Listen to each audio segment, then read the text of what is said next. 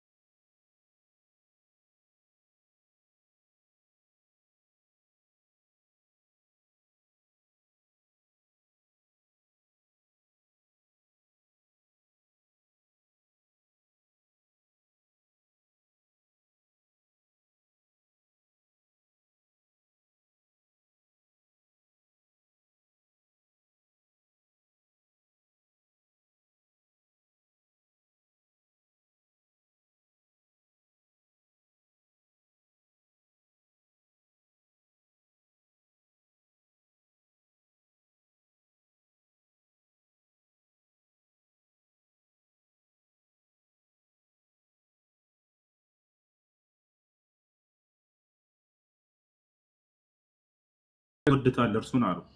ወየፍተሑ ላሁ ዐላ የደይህ ይሄ ነው ትንቢቱ። በነገውም ጦርነት በዚህ ሰው እጅ ላይ አላህ ድልን ይነሳል አሉ። ማለት ያሸንፋል ሰውየው ይሄ መሪ ብለው ተናገሩለት። በዚህ ጊዜ ነቢያችን ሰለላሁ ዐለይሂ ወሰለም ስሙን አልተናገሩም ነበርና ትንቢቱን ብቻ ተናግረው ይህን ንግግር ተናግረው ሄዱ።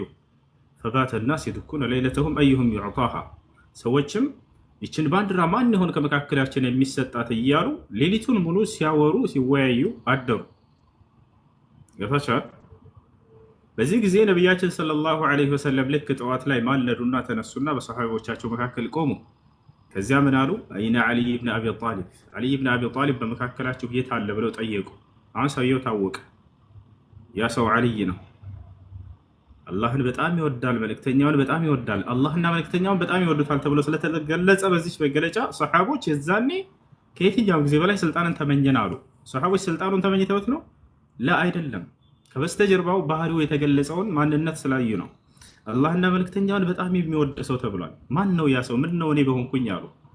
መሪነትን ስልጣንን ምናምን ፈልገው አይደለም። እንዳጠቃላይ ዓሊይ ነው ተብሎ ተነገረ። የት አለ ዓሊይ ብለው ነብዩ ሰለላሁ ዐለይሂ ወሰለም ሲጠይቁ ኢነሁ የሽተኪ ዐይነይሂ ያ ረሱለላህ አሏቸው። እንዴ እርሱ እኮ አይኑን ታሟል፣ ማየት ተስኖታል አንቱ የአላህ መልእክተኛ አሏቸው። አያችሁ ነቢያችን ሰለላሁ ዐለይሂ ወሰለም በዚህ ጊዜ ምን አሉ? የቱኒ ቢሂ አሉ። በሉ ሂዱና እርሱን አምጡልኝ አሉ። ቤቱ ተቀምጧል፣ ማየት ተስኖታል፣ ማየት አይችልም።